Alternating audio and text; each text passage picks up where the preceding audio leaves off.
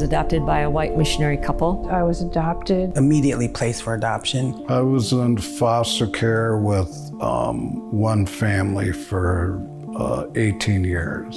They were white.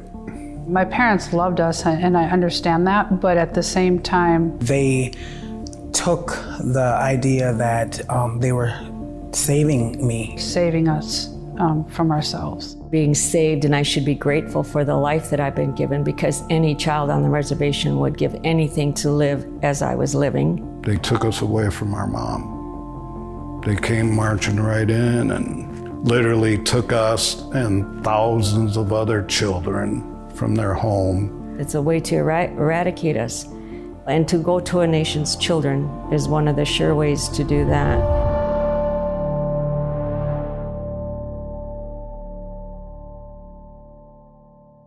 The U.S. has a long and brutal legacy of attempting to eradicate Native Americans.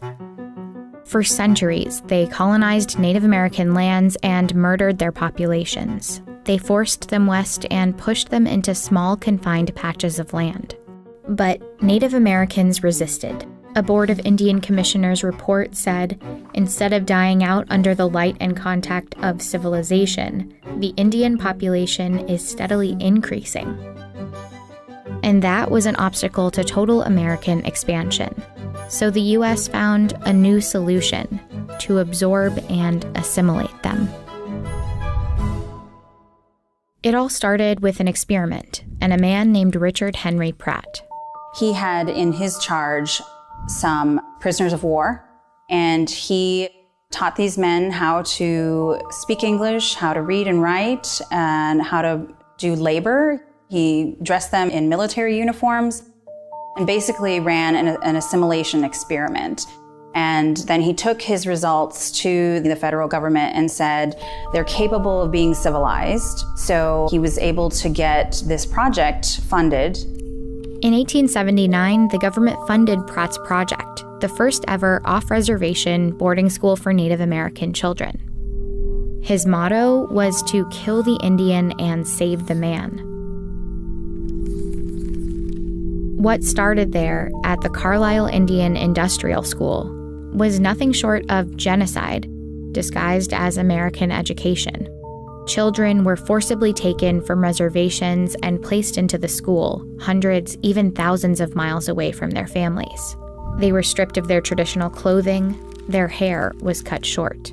They were given new names and forbidden from speaking their native languages. To take our children and to indoctrinate them into Western society, to take away their identity as Indigenous peoples, their tribal identity. I think it's one of the most effective and insidious ways that the U.S. did do harm to Indigenous peoples here, because it targeted our children, our most vulnerable.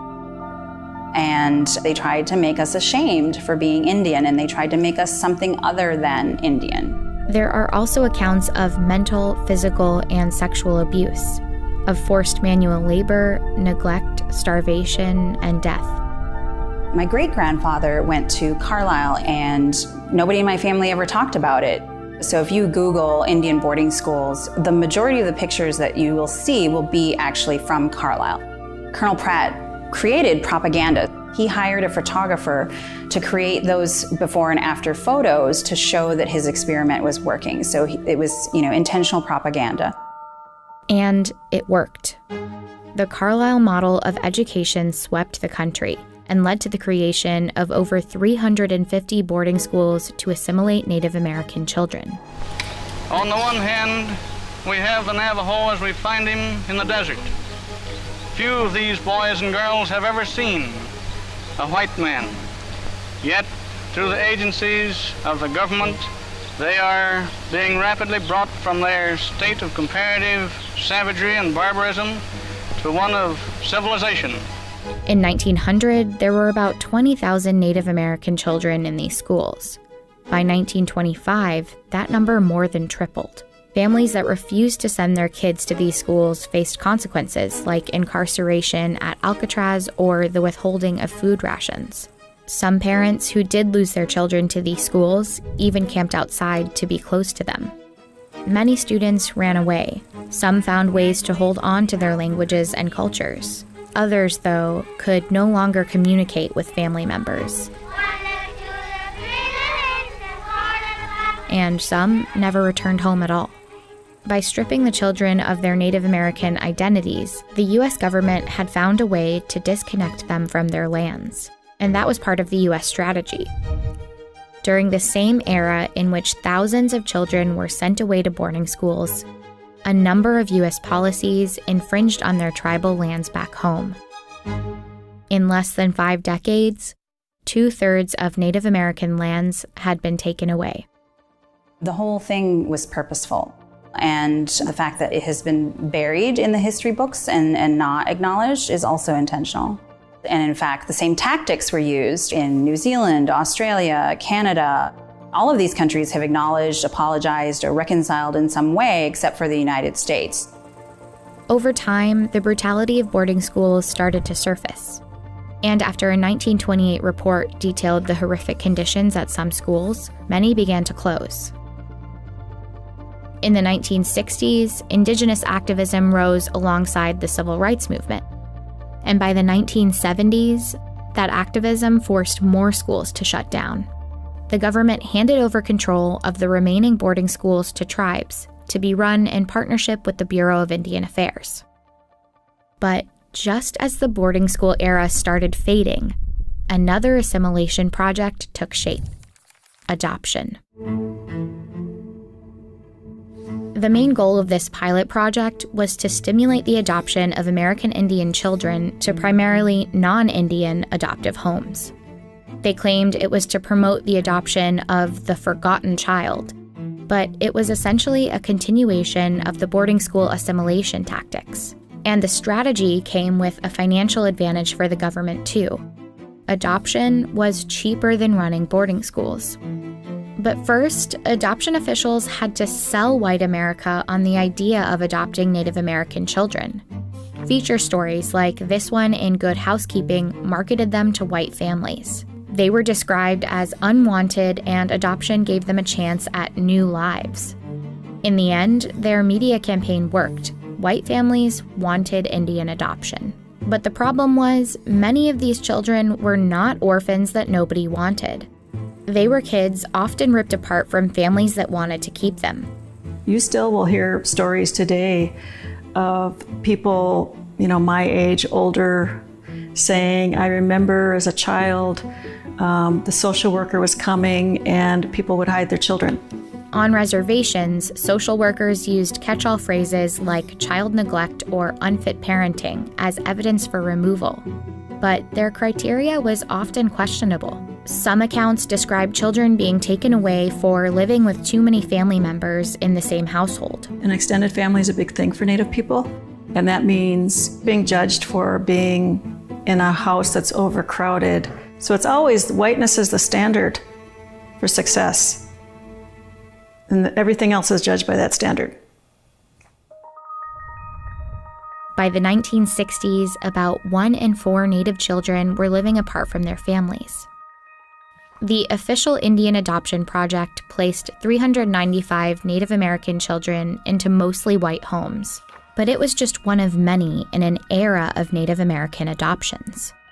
Other state agencies and private religious organizations began increasingly making placements for Native American children, too. My mother giving me up was a white person telling her if she didn't, she would never see her other kids again.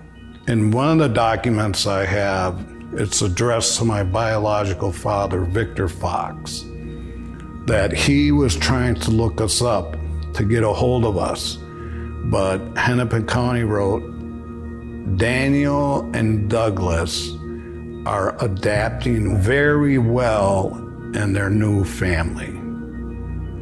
Just was totally, it was a false statement. When you're adopted, you know you're missing something. I think I've likened it to having when someone has a 500-piece puzzle and they have all the pieces to make this pretty picture except one. My adoptive mother was not well, verbally, physically, and sexually, and spiritually abusive. So by By the time I was 14, I started drinking.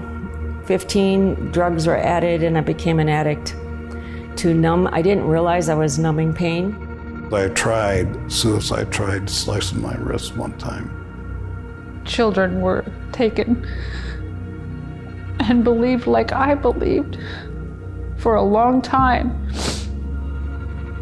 that there was something wrong with me versus something wrong with the system. The Indian Adoption Project was considered a success by the people who set it in motion. Officials claimed, generally speaking, we believe the Indian people have accepted the adoption of their children by Caucasian families and have been pleased to learn the protection afforded these children. But the truth was unsettling. These hearings on Indian children's welfare is now in session. Well, I was pregnant with Bobby, and the welfare kept coming over there and asking me if I'd give him up for adoption. Before he was even born? Yeah. They picked up my children and placed them in a foster home. And I think that they were abused in a foster home.